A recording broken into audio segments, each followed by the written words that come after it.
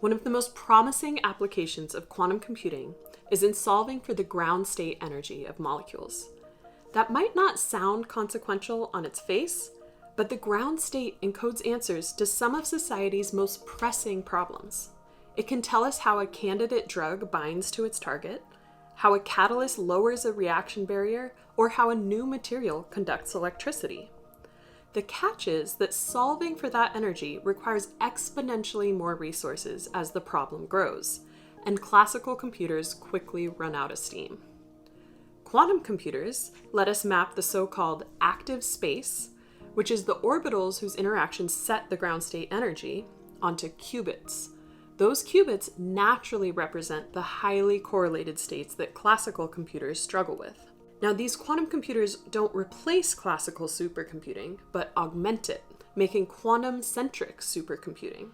With this architecture, researchers have already made real progress on molecular electronic structure using a trial circuit called the Local Unitary Cluster Jastrow, or LUCJ Ansatz. But there's still a catch. The number of qubits on a single processor caps how large an active space it can hold.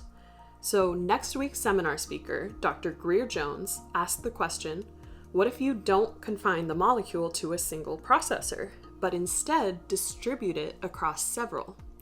As a postdoctoral fellow with the Quantum Software Consortium at the University of Toronto, Grier developed a distributed version of LUCJ called DLUCJ that partitions the ansatz across multiple QPUs, letting several processors each handle a piece of the molecular state too big for any single chip.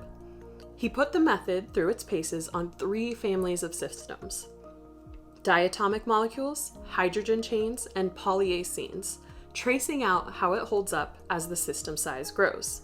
The result is a path towards massively parallel quantum chemistry, bounded not by any single processor, but by the longest chain of connected qubits, and the classical post-processing the results demand.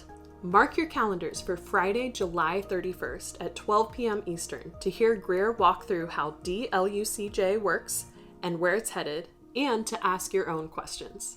See you there.